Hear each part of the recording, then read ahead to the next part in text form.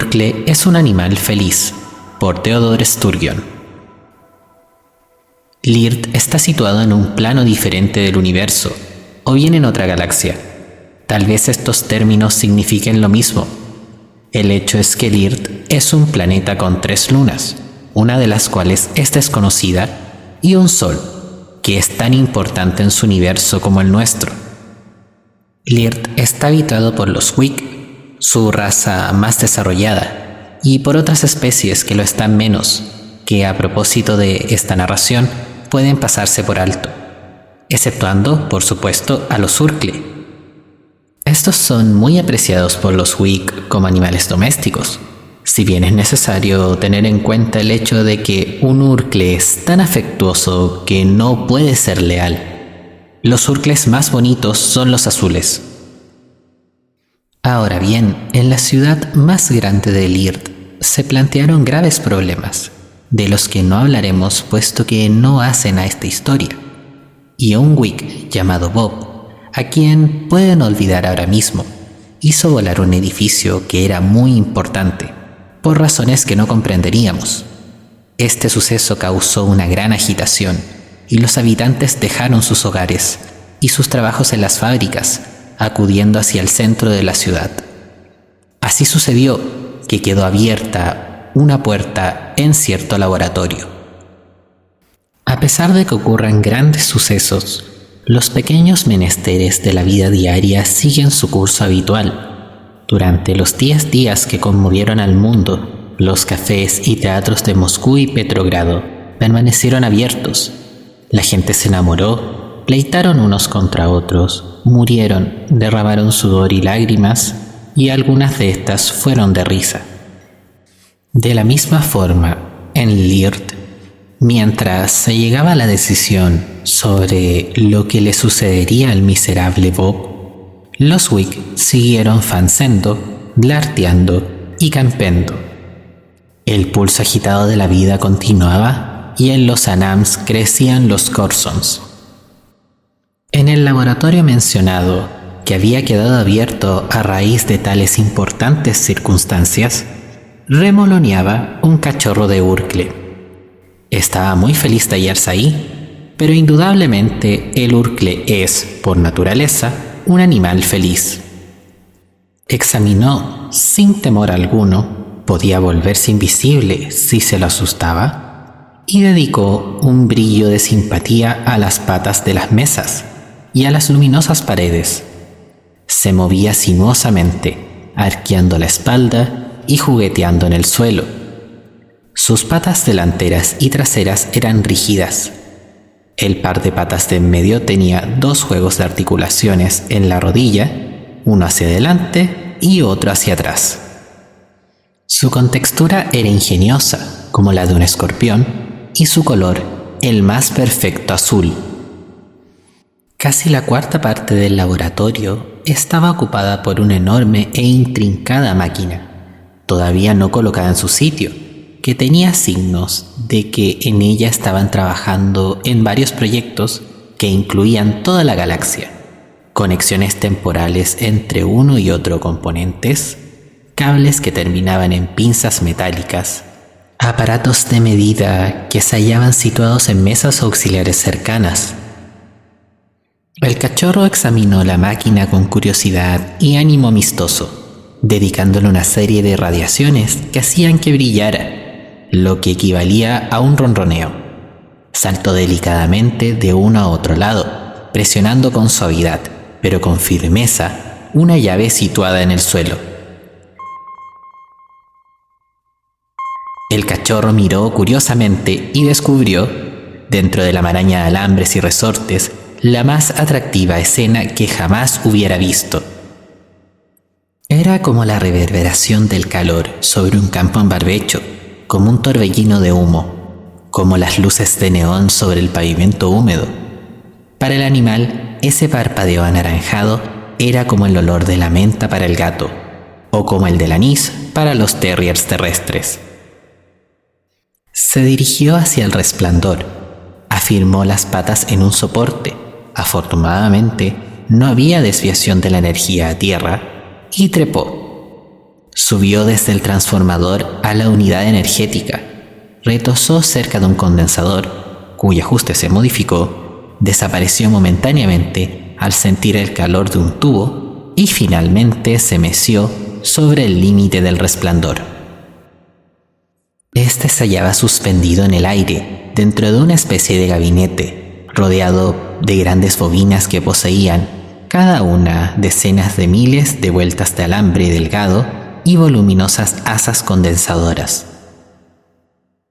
Uno de los lados de la parte delantera del gabinete se hallaba abierto y el cachorro se quedó allí, fascinado, meciéndose hacia adelante y hacia atrás, al ritmo de una música inaudible que él mismo hacía para contrastar con esta llama que surgía de la nada.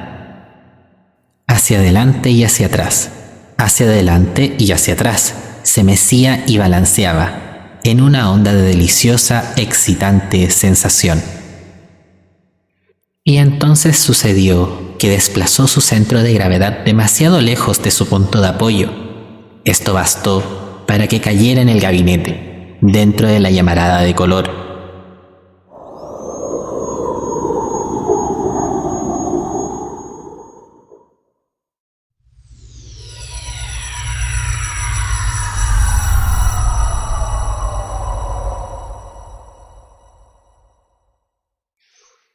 Un mediodía sofocante de junio, un maestro apellidado Stott, cuyos deberes incluían la enseñanza de 7 materias a 40 alumnos en una escuela de una pequeña ciudad, estaba escribiendo en una pizarra.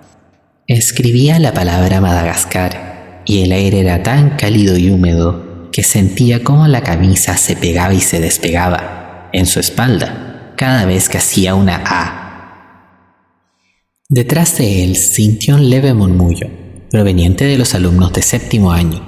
Sus reflejos, bien entrenados, le permitieron no volverse hasta que terminó de escribir la palabra, momento en que el cuarto vibraba con el alboroto de los niños. Stott se enfrentó a ellos, abrió la boca, pero la volvió a cerrar. Una cosa como esta requería más que una reprimenda de compromiso. Sus 40 pilluelos se retorcían y rebullían sin descanso, y el sonido que producían, una especie de risa seca y nerviosa, era único. Aquí una mano rascaba frenética una nuca, allá un muchacho escarbaba ansiosamente debajo de la camisa, más atrás una pequeña damisela, compuesta y arreglada, frotaba sin descanso su cuero cabelludo. Con plena conciencia del valor del enfoque individual, Stott preguntó: «Hubert, ¿qué sucede?». Inmediatamente, la actividad disminuyó en el cuarto, si bien proseguían las fricciones. «Nada, señor», dijo Hubert.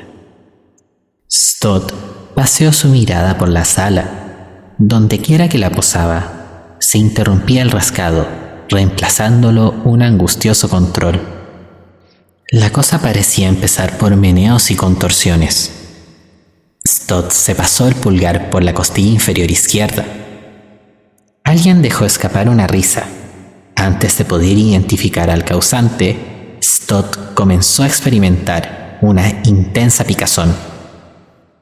Trató de reprimir el impulso de rascarse, cerró firmemente las mandíbulas y se prometió a sí mismo que no se dejaría vencer por la tentación mientras estuviera al frente y fuera el centro de todas las miradas. «Bueno, alumnos, ahora», comenzó a decir, y se interrumpió. Había algo en el alféizar de la ventana abierta. Parpadeó y volvió a mirar. Notó la existencia de una nubecilla traslúcida, de color azul, casi imperceptible. Era menos que algo, pero ciertamente era más que nada. Si con esfuerzo trataba de discernir, podía llegar a imaginar una criatura arqueada, con demasiadas patas. Pero, por supuesto, eso era ridículo. Apartó la vista y regañó a la clase. Había tenido 2 tristes experiencias con bombas de mal olor, y recordaba haber visto alguna vez una cosa que se anunciaba en un escaparate, denominada algo así como polvo que causa picazón. ¿Sería aquello el causante de este tormento? Sin embargo, era prudente no acusar a nadie todavía. Si se equivocaba, corría el riesgo de darles a estos pequeños algunas ideas poco recomendables. Trató otra vez. Alumnos, tragó saliva. Este picazón era... Bueno, alumnos. Notó que una cabeza, y luego otra, se volvían hacia la ventana. Entonces comprendió que si la clase se interesaba demasiado por lo que él había visto en el alféizar, pronto tendría que enfrentarse a un pánico. Agitadamente trató de encontrar el puntero y golpeó con él 2 veces sobre el escritorio. Hay que decir que su control no era el de siempre. Golpeó demasiado fuerte y sonó como si fueran disparos. La clase entera se volvió hacia él y la forma que apareció en la ventana comenzó a verse mucho más claramente. Era azul, de un azul verdaderamente hermoso. Tenía una cabeza pequeña y esférica, y en el otro extremo se veía una forma similar. Además poseía 4 patas rígidas y rectas y 2 centrales, que parecían no tener huesos. Sobre esto, un cuerpo sinuoso. Donde estaba la cabeza, vio 4 pares de ojos, de tamaño gradualmente distinto. Se mantuvo moviéndose allí durante 10 segundos, y luego, sin un sonido, saltó por la ventana y se fue. Mr. Stott, pálido y tembloroso, cerró los ojos. Sus rodillas se aflojaban y sobre su labio superior apareció un reborde de sudor. Se aferró al escritorio y forzó a sus ojos a permanecer abiertos, y luego oyó la campana que terminaba otro día de clase, inundándole de tranquilidad, calmando su terror, devolviéndole el autocontrol. «Pueden retirarse», farfulló y se echó hacia atrás en el asiento. Los alumnos recogieron sus cosas y se levantaron pasando de los murmullos agitados al alboroto caleidoscópico que los apretujaba en la puerta. Mr. Stott se hundió en la silla, notando que el terrible picazón había desaparecido desde que golpeó con el puntero sobre el escritorio. Ahora bien, Mr. Stott era un hombre metódico. Se enorgullecía de su habilidad para enseñar a sus alumnos a usar sus poderes de observación y todo aquello que la lógica ponía en sus manos. Tal vez recuperaría, después de un rato, estos 2 poderes de los que creía poseer más de lo que suele ser habitual en la gente. Se sentó, mirando sin ver la ventana abierta, sin reparar tampoco en la pradera bañada por el sol que se hallaba más allá. Luego de repasar una media docena de veces lo sucedido, retuvo 2 hechos importantes. Primero, el animal que había visto, o que pensó que había visto, tenía 6 patas.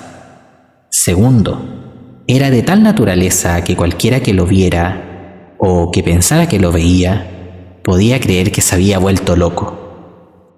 Estos 2 hechos tenían 2 corolarios. Primero, que todos los animales que había visto hasta ahora, poseedores de 6 patas, eran insectos. Segundo, que si algo había que hacer con respecto a esta extraña criatura, era mejor que lo hiciera él mismo, sin olvidar cualesquiera que fuesen las medidas a adoptar, habría que tomarlas inmediatamente. Se imaginó teniendo que cerrar las ventanas con este calor para dejar a la cosa fuera, y el pensamiento la acobardó. Proveía el posible efecto de un animalejo tal en medio de una clase de niños de alrededor de 10 años, y la idea le asustó. No, ciertamente no cabían demoras. Se acercó a la ventana y examinó el alféizar, sin hallar nada. La inspección le reveló un lugar vacío. Se quedó pensando un rato, mientras se mordía el labio inferior.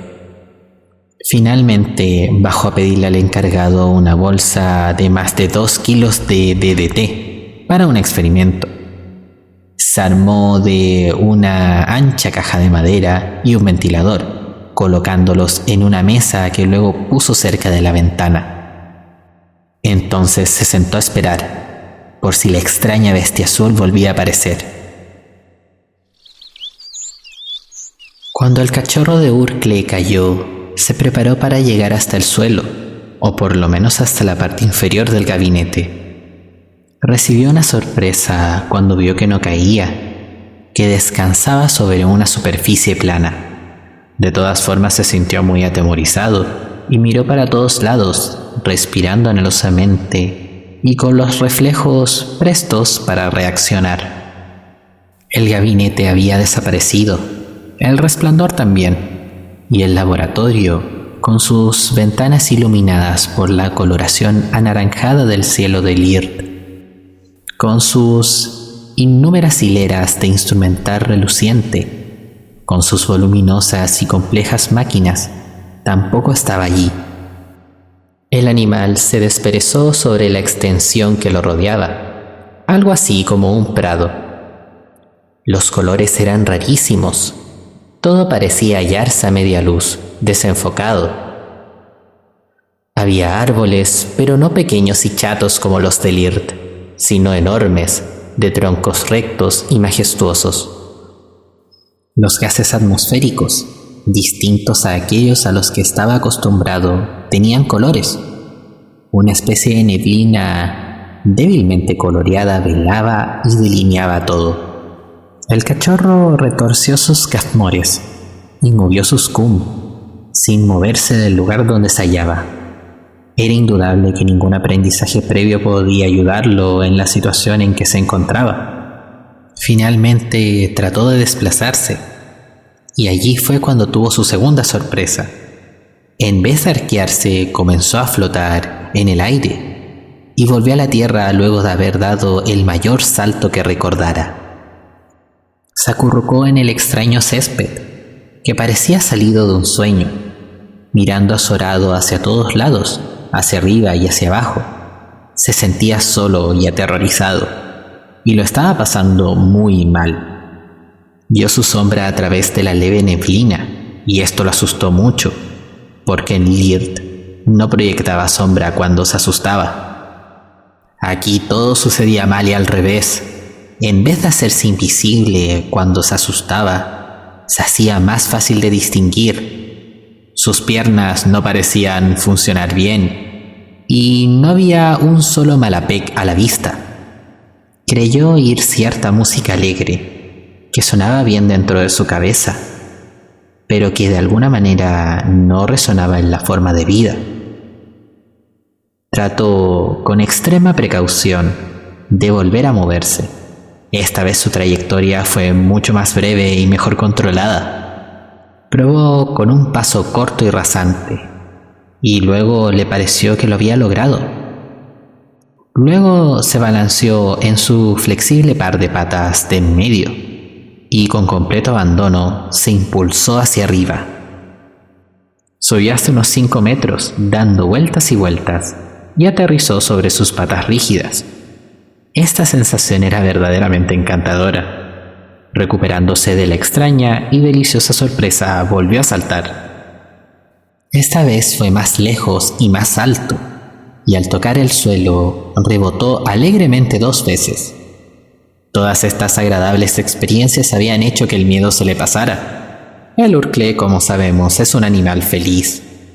Corcovió, surcó el aire, se remontó, y volvió a elevarse, y finalmente encontró en su camino una pared de ladrillos, con resultados asombrosos y desagradables.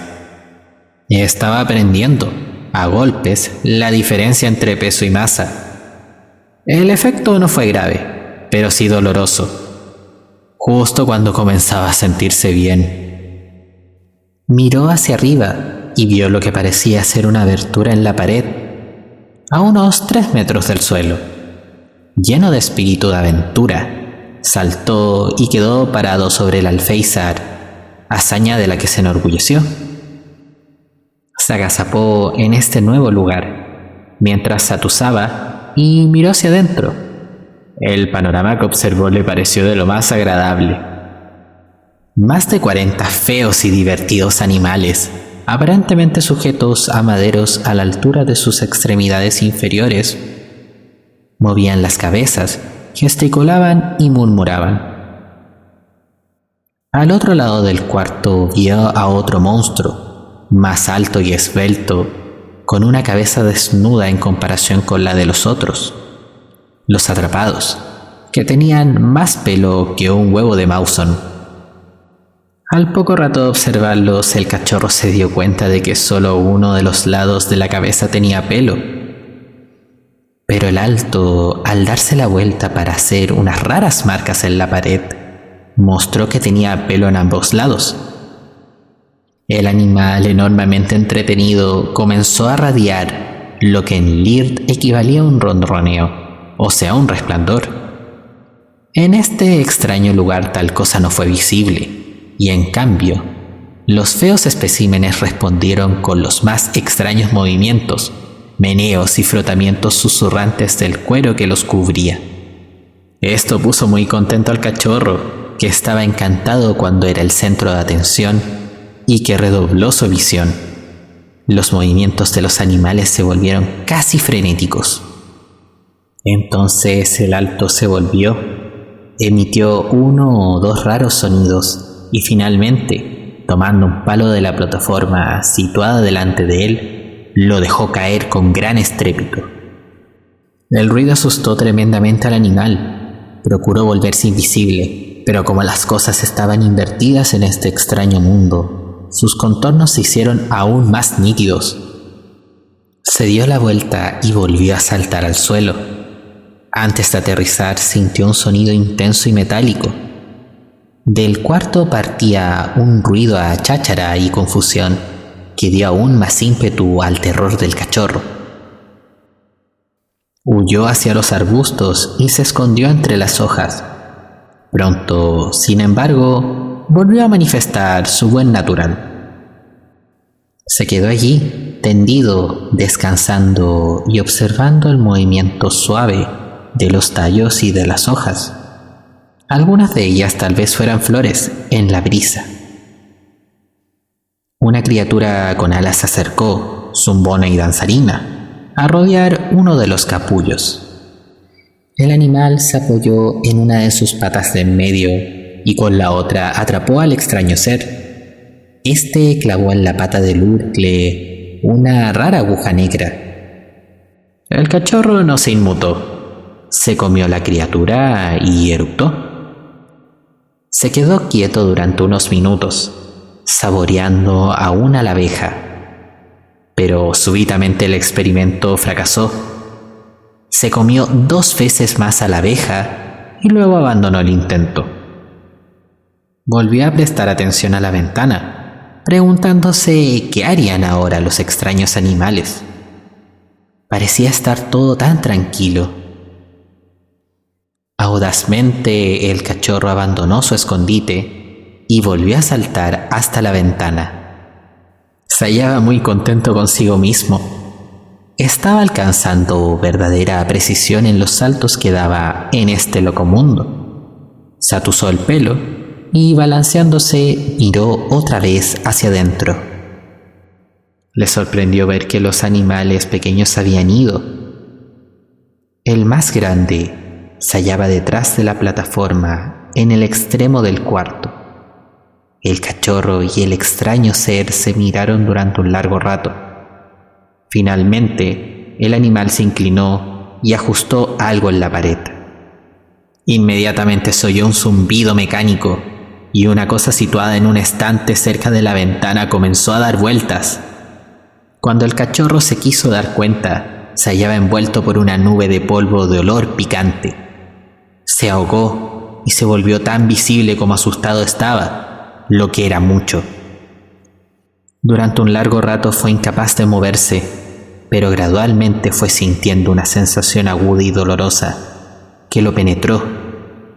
Se abandonó a ella le fue invadiendo una onda tras otra de éxtasis agonizante y danzó en su seno.